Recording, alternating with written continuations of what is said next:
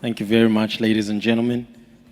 Absolutely fantastic session and a fantastic day indeed. I would love to ask you to help me in helping me to welcome, to join into the stage our next fireside chat, which we'll be hosting with Jay, who's also coincidentally going to be your MC for the rest of the day. I'm merely right now filling in on some big shoes that are still to come in. So Jay and I will be talking about the scaling models as well as the systems in order to grow startups in the digital age. Ladies and gentlemen, please put your hands together. Welcome on board, Jay.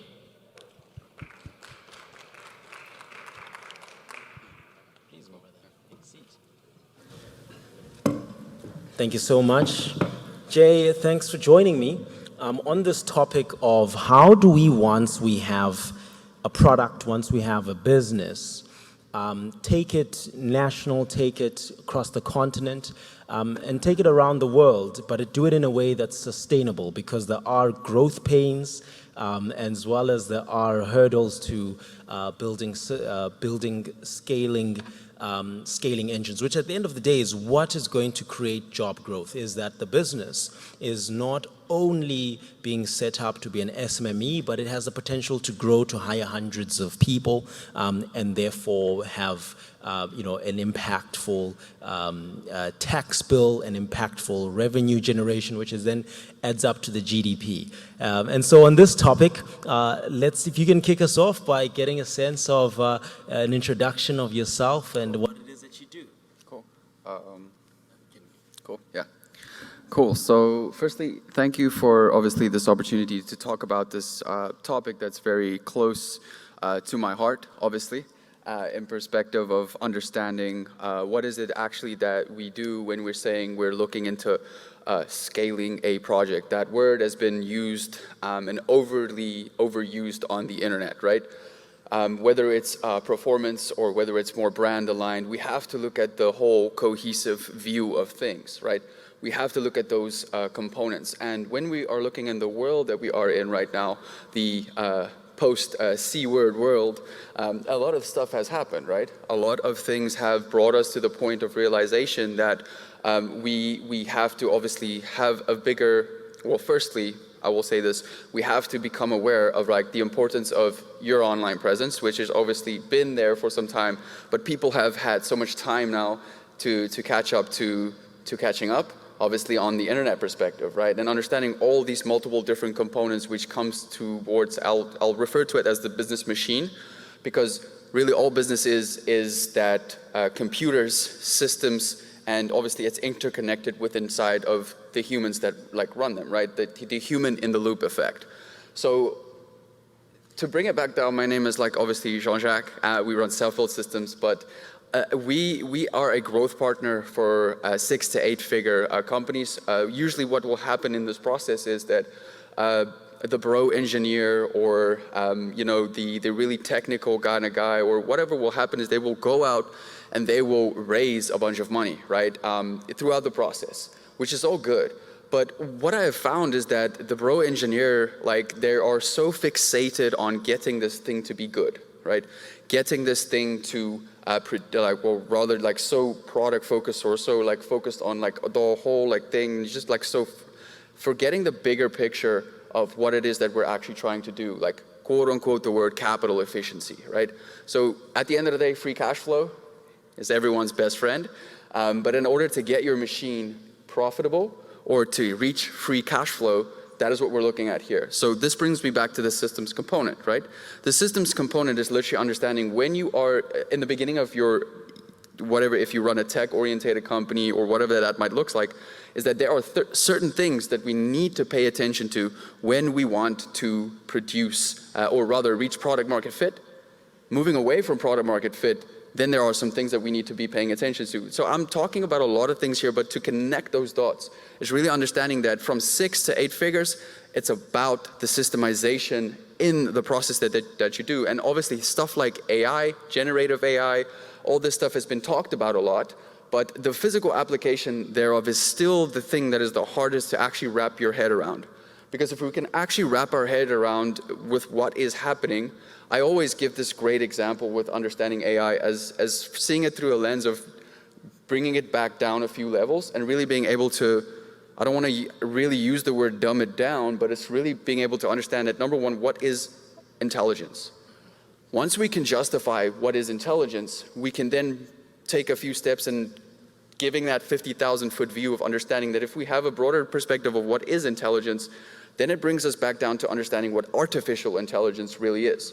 Because if you ask any really smart person that you know, they will tell you something in the line of intelligence is about information processing, right?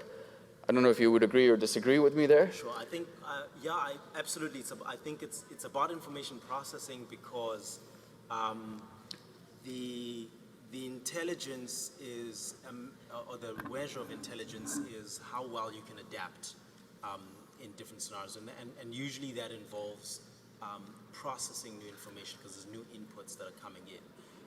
However, I do want to touch on something that you mentioned that's critical, which was free cash flow.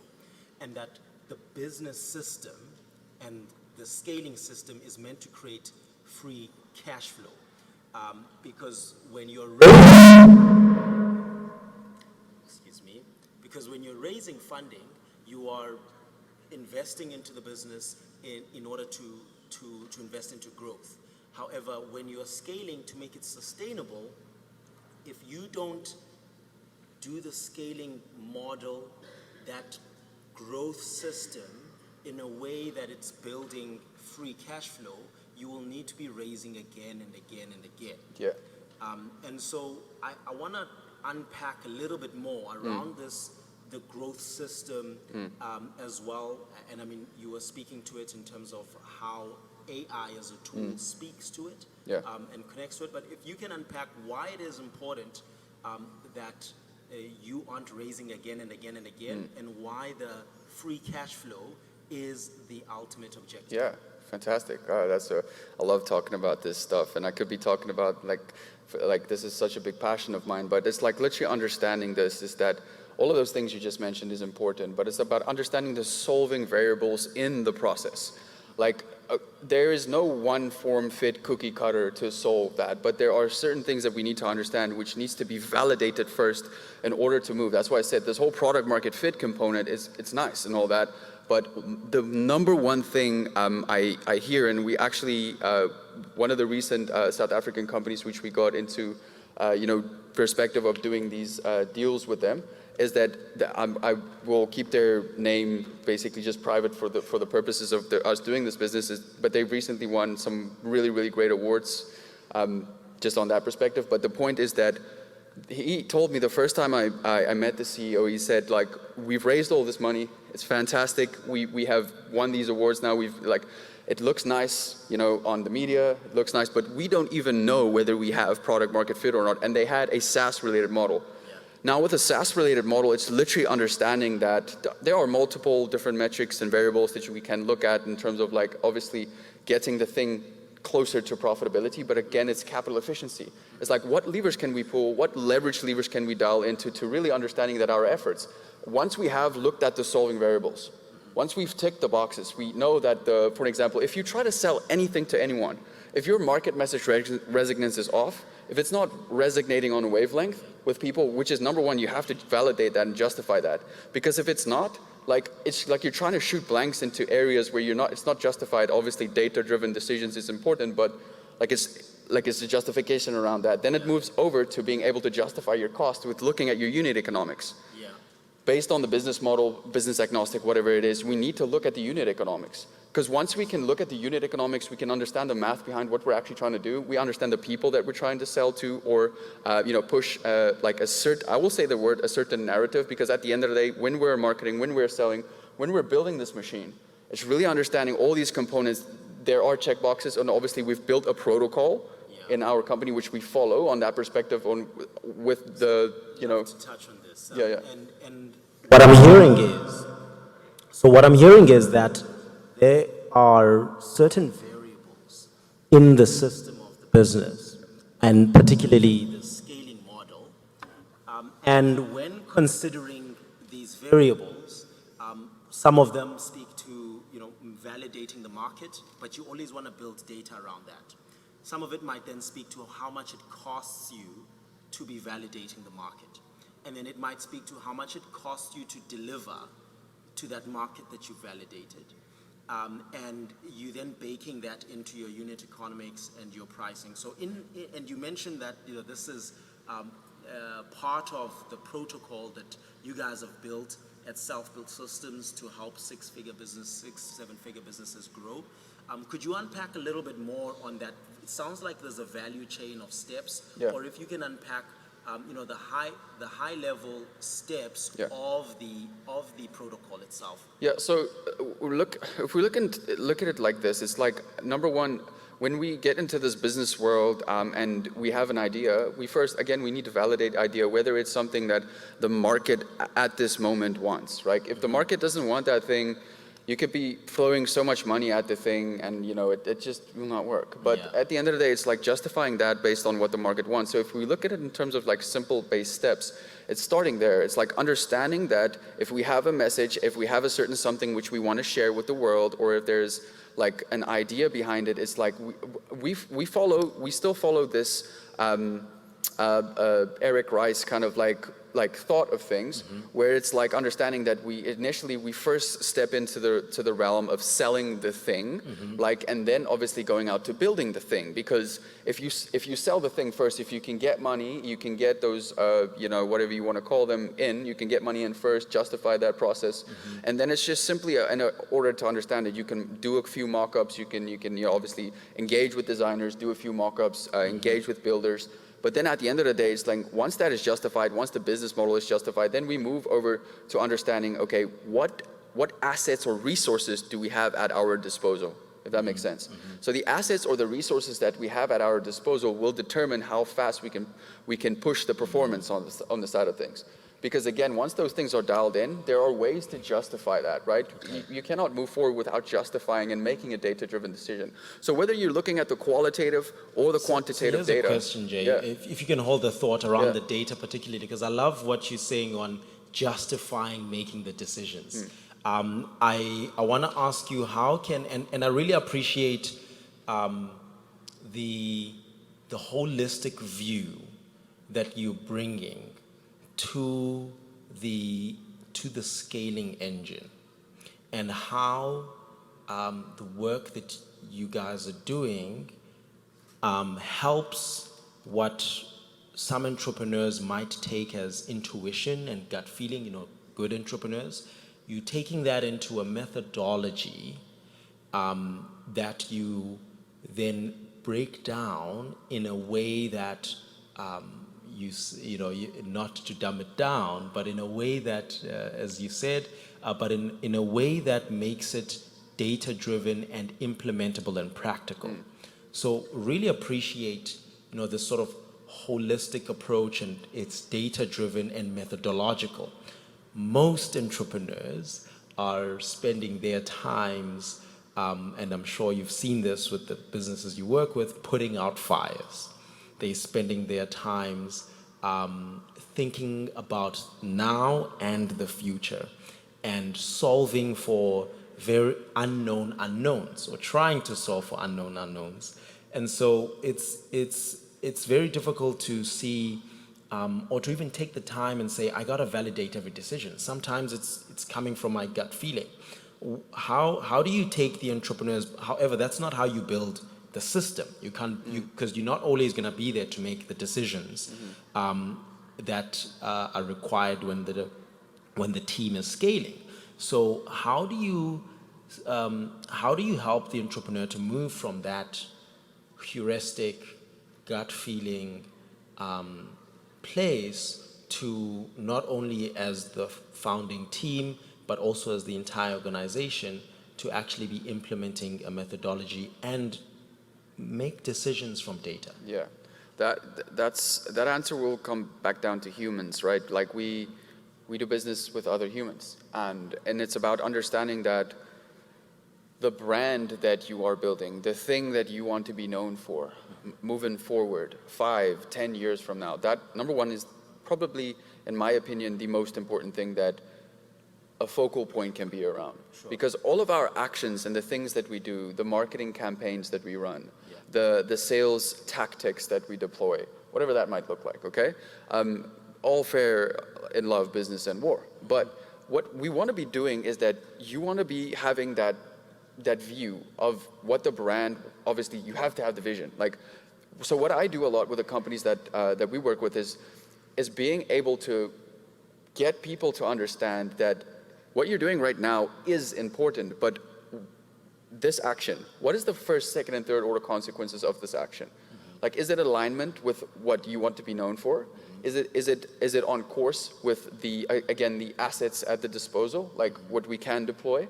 And because yes, we can move faster. Again, on a performance standpoint, you can move as once you understand, obviously justified based on LTV, like CAC, all these things. Like those things are nice. But at the end of the day, it's like then understanding that the team building aspect, the people aspect, is where a lot of the, obviously the leverage lies. I'm not even talking about, obviously code, capital, media, like all of these different sources of leverage that you can tap into. But it's the people that we work with, like the most, probably in my opinion, the most leverage lies in being able to identify the right people to slot into the right positions. So I love talking about leverage. Yeah. And you bring it up. I think I've also seen, as entrepreneurs sometimes, or as entrepreneurs, we don't always understand why certain businesses will explode and scale and others will not do as well. And it might be a matter of timing, but the thread that I've picked up is leverage as the difference between a scalable business and one that's not. And you mentioned the three, some of the three key ones, which is media, code, and capital. Yeah, could you unpack those one by one for us? I'll start with obviously code, capital, media, people, AI. All these and why it's leverage? Like, what does it mean to be leverage? So just in order to understand that we as humans, and again, because why AI is so popular right now, in the general perspective, is because it's nice, it's new, right? Obviously, right? So when something is new, when something is nuanced, we get to the understanding of really wrapping it around our minds in the perspective of the nuanceness, because a lot of my work outside of like the systemization of things is in the neuro aspect of things, is like on the brain, which is whether it's marketing, neuro marketing, that's a nice flashy word for it, but it's like literally understanding those things. But again, to answer your question on the leverage side of things, is that leverage is simply, it's like, again, referring to Archimedes' lever.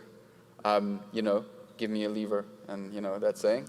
So long story short, it's like looking at it in terms of like media. Let's quickly look at media. If we all know how, or we should know, or we all should be aware of how important the posting of content is. All marketing really is spouting unique, useful insights. What we're doing is we're trying to put unique, useful insights in front of people about a certain domain topic, whatever that domain topic might be.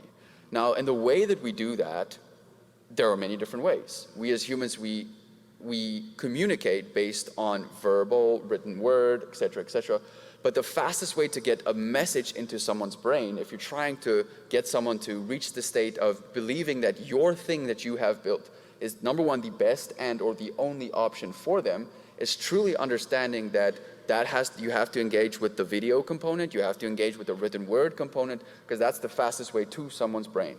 Like, it's because people still, if you, okay, let me give you this example. People, when you read a book, right, there are words on the display. When you look in terms of religious books, like they all are kind of like, as a great example, is they're all like long form sales letters. Right, so they're written in such a way where it's like you keep reading them all the time. And then the more you read them, it's like the deeper you start to actually gel with the thing that you're reading. Sure. But again, unpacking it on a media perspective is like understanding that if your message is on point, and you have the volume perspective of understanding what you're doing, you can just consistently keep putting out the video. Let's say, for an example, we want to be selling water bottles, great, or whatever water. Now we package it, it's all great. Now we start putting it, we clone ourselves on that message, which is that aspect. You clone yourself. That's the leverage, right? On Because the you're media doubling side. the work Because via literally, media. you're literally shooting one YouTube video or one reel or whatever that might look like, and now a lot of more people are able to see it. So whether you distribute that through a paid acquisition, or there are literally those 4 levers, right? The paid acquisition, actually the 4 ways to distribute that. But I think I should leave that for another time. Sure. But just to answer the other leverage points here is that. So that's media. Yeah, where so media. You are in a sense cloning, duplicating a communication at no cost. Yeah. Because now you've done it once, just energy. Or very low cost. Yeah, there's sometimes there's a small cost involved, and if you work with a videographer, a designer, et cetera, et cetera. But then it's about understanding the leverage, which is part of the process, because a YouTube video can live for a very long time. Yeah. It can get 10 views now and get 200 views tomorrow, and it can keep growing. Like, that's the whole point there. Whether it's a YouTube video or whatever, like YouTube and Instagram's a little bit different, but it's still about the long-term game and the volume inside of the process.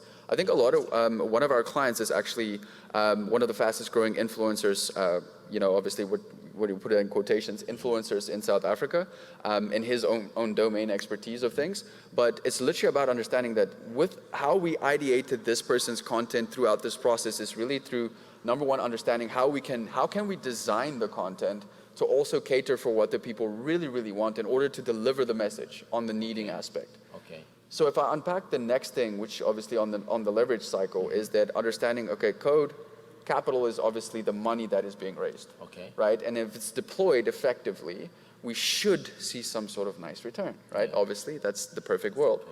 But again, capital is the media aspect of things, because if you look at stuff like credit, etc., I mean, I can go down little rabbit holes with that, but simply I'll keep it firmly in saying that obviously the startup world is like it's the whole game of like investing is basically picking the right entrepreneur, right? Picking the right entrepreneur, picking the right opportunity vehicle, and being able to profit off of that in the long run. So capital, we touch code. Code is basically understanding that, okay, you build this thing, you code this thing, and the code obviously is there. If you look in terms of SaaS-related models or whatever that might look like, it's the building of the thing is being done. Great. Obviously, once the code is it's done. Obviously, it lives. It has a lifetime that it lives. So that's another, obviously, example of that. So what have we touched? Code, capital, media, and AI, which was the latest kid on the block in terms of the list of leverage. Yeah. So AI is, like I said, I'm actually very passionate about AI. I'm not going to be the person that's going to tell you, yes, I've been in the AI space for like the last 40 years, but I got passionate about AI because any passion, it takes anywhere from 1 to 2 years to develop a passion for something. Sure. You first get introduced to what the thing is. I mean, these days, no one is looking for experience of a year, 2 years, 10 years or 5 years in AI, because every single day is something groundbreaking is being released. So it's just changing that fast that you can actually become an expert within a year to 2 years, and hence why it's new. And I'm wondering, in terms of the clients that you've had and the work that you've been doing, how are you applying AI? This is the interesting part. Okay, so I say this is the interesting part because what we see on YouTube, for an example, or what we see in the media perspective is that we really just need to break it down and understanding what is the physical application of this thing. Okay, because if we can build faster, for example, it can build faster than us. It can learn faster than us. It obviously operates at such a pace where it's like reaching, obviously the general like the AGI kind of stuff, all that talk, like it's great and all that. But what does that actually look like in the physical application? So whether it's you using some, something like Stack Overflow and Bot Press or whatever, and you're building these chat-based models where it's like you feeding them data and all these, that's one of the stuff that we do, but like it's literally understanding what is the goal, like what is the, why do we need to use AI? A lot of companies don't even need to use AI because they're not doing enough like profit essentially to make sure that the money that's then being allocated to the AI pool or to the building of the architecture or the engineering of things and putting things together, really it's about understanding is like, you need to reach a certain level, in my opinion, with your operations, right? For you to put AI into the process, which will allow you to move faster. Can you use things like Chat GPT and so forth to help generate ideas and to move faster, to do, I don't know, more specific email marketing campaigns where you get really, really granular, you're able, like all those things we've played with and we've built, but the certain things that we've built and put together is really simply understanding that goal specific.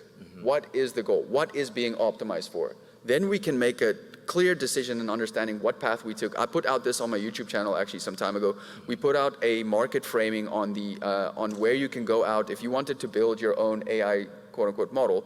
Is like, or call it what you want, but do you understand what I'm saying? Yeah, I'm with you. Okay, so the process in there is that if you wanted to go out and you wanted to build something like, let's say for an example, like very broad example, like a generative AI kind of something, it's like it costs you anywhere from like $80,000 to $90,000 to sustain the thing. Sure. So like on an ongoing basis. yeah. So there are ways to go about that where Mosaic ML, obviously there are different platforms where you can go about and you can simply, obviously the training processes, I'm not going to get too deep into it right now, simply just to respect the conversation as it is.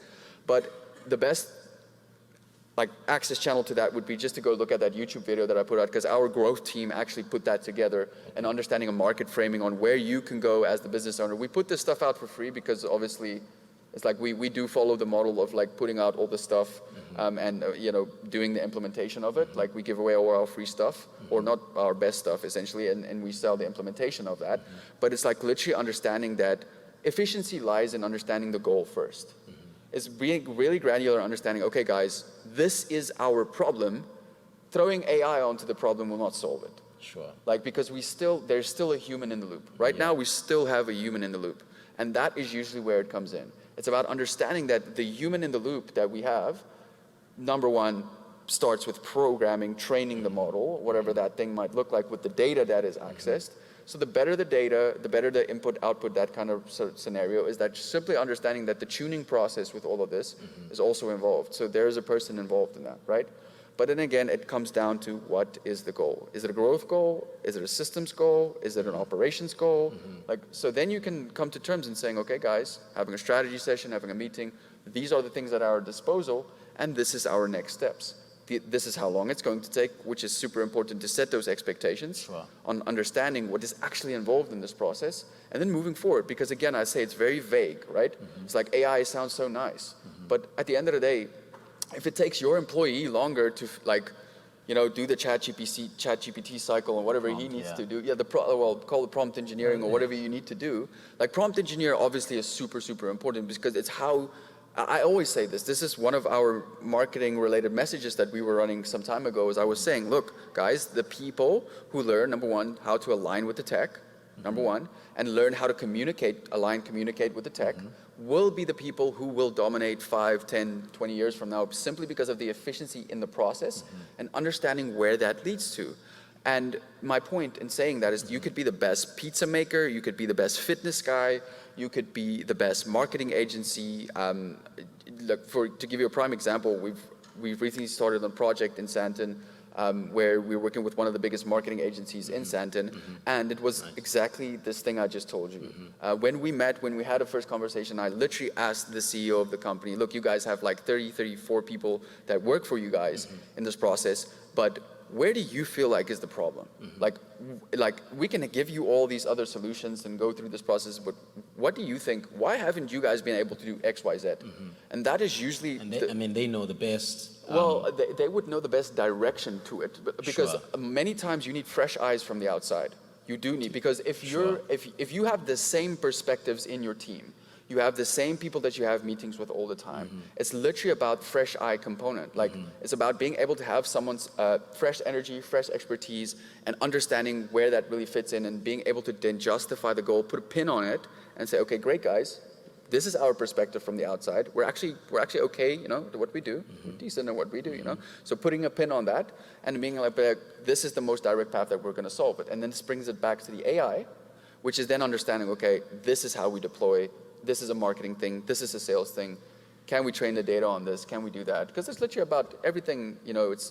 I've said this also in the very early in February, in the beginning of this year. It's all about the intent-based data. Companies that can, you know, acquire their so-called intent-based data, yeah, they're going to be very dangerous moving forward. Yeah. So you mentioned that, you know, to take it back, because we were solving for various variables, and some of those various variables that feed into the growth of the business. So, you know, what are the leverage points, and how do we make those data validated, right? And so, as part of that, though, before we actually start implementing anything, we need to understand what is that's the problem, and we need to understand what is the objective, what is the goal. So and the goal in this case is to create free cash flow.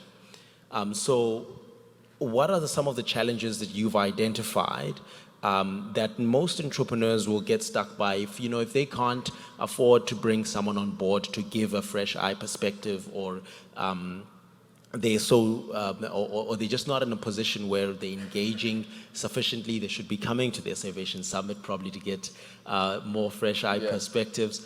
But without that fresh eye perspective, what are some of the common challenges that you find entrepreneurs might be having, whether that's from a systems perspective or a team perspective, in order to get to free cash flow? Yeah, so there are two ways I can take this answer, because it's understanding the business itself, right? What is being sold, essentially. So if we bring it back to a tech perspective, what I see tech or like agency kind of perspective is like, I see these people, when you get big, you get bulky, right? And the things that you might not need a specific piece of new information or whatever that might look like. But it's now through understanding that the bulkier you get as an organization, it's like really bringing it back down to being able to, so if we have I literally just, this is kind of interesting, I literally just explained this to someone when we were doing an interview there. So you have solving variables of things that we're trying to solve for, okay?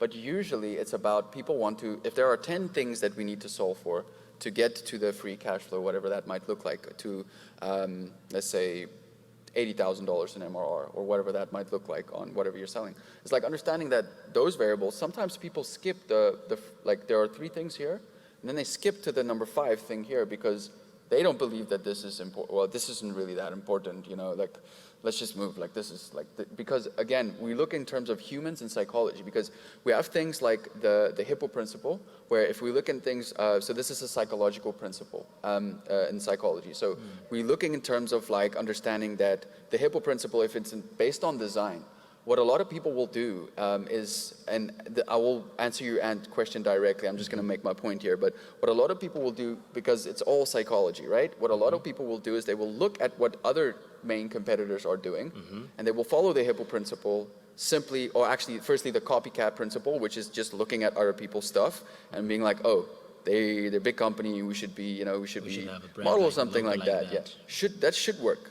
For us, that should work, which generally 95% of the time it doesn't work, simply because there are very much other valuable aspects that you're missing in that process, okay? So again, and then the Hippo principle, it's kind of like follows a similar train of thought, but again, it's really simply understanding that, just bring me back to your question again. So when solving for growth, when solving for free cash flow, some of the key challenges that you find entrepreneurs need to make and, stumble upon in order to actually build that in the business? So again, yeah, I said this in the beginning, it's like the business itself, so it will be business agnostic, it will be different, but it's also coming back to people. So then the challenges that might be faced, the bottleneck that is created or whatever that might look like, is literally to first being able to be like, okay, great guys, this is the amount of money that we're doing, we've been stuck here for 6 months, or we've tried these things, we've worked with this, we've done that, but then it's about being able to be, number one, removing the ego out of the process and saying, you know what, guys, we messed up, you know, whatever that might look like. But then it's about like these things that's a recurring theme that I see is like, again, I bring it back to the bulkiness of things, right? It's simply just understanding that there might not be a new piece of information that we need, but we're missing stuff that we used to do very well in the beginning, but now we're missing that. And it's now like, okay, well, great, how do we, you know, because now they're like, first we had 10 people, now there's 30, now there's 40. Now they're like, okay, great. Well, all of that comes down to systems. All of that, I just said, comes down to systems. I see. Yeah. So I'd love to open up to the audience for questions at this point. I think we'll take 1 or 2 questions before we close off our session and hand over to the MC, Jay himself, to give us to the next steps. Any questions? Oh, there's a hand there. Yeah, okay. So there's a question.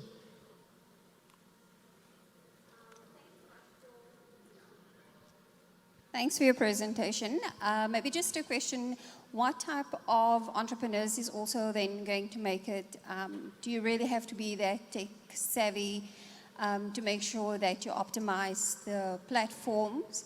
Or would you rather suggest that, you know, they also keep that in their budgets as they start up? And how would that apply for startups that want to be a lean startup? Yeah, so if I'm hearing your question, you're asking that there's entrepreneurs who have the vision but may not have the tech stack in terms of their skill set or in the team in order to implement some of the tools and aspects we discussed today. So do you recommend, Jay, that you make sure that you have a line item for that in your budget, or how would you recommend to get to that capability while still being lean? Well, it's understanding, again, what's at the disposal. So what do Did I you get the have? question? Yeah. So what do you have to what do you have to work with? Like if you need to understand yourself as the person, so what the skills, character traits, beliefs, you know, all these things, what do you have? Like, and then it's about just basically being able to be honest with yourself and saying, you know what, if we're bootstrapped, okay, like what can we do? Like what is the most direct, most efficient path that we can take, again, in quotations, to reach capital efficiency? So once you can be like, okay, cool, this is what we have. These are obviously normally our strengths, and this is what I'm really not great at. It's then about identifying someone to fill, if it's a technical role, it's about being like, okay, cool, I'm really not great with this technical stuff. I'm fantastic with this marketing stuff, with talking to people, and like I can do that all day. But then it's about being able to be like honest with yourself and saying, putting the ego aside and saying, okay, cool, let me put this out into the universe. Let me put this out. Let me put the word out. Let me start talking to people and seeing, can I not bring someone in, like on board, which is a lot more technical, you know, driven, that actually enjoys sitting in front of the computer doing technical stuff all day, because they do actually exist. Like, but long story short, that basically brings us to, and does that answer the question, or like, am I following, or? No, you are, but I think also how important is it? Because I think with a lot of startups, we want to do everything ourselves. And like you said, once you put something out there onto the net, it's there for a long time. It's difficult to get it off. So if somebody search for your company later on and they get, you know, misaligned quality of who your brand really is, that might just actually blow some opportunities for you in the future. So how important is it? And I think sometimes it's difficult for them to really be realistic about their strengths. Superb, superb. I think there's a meeting here that is happening that is being scheduled right now.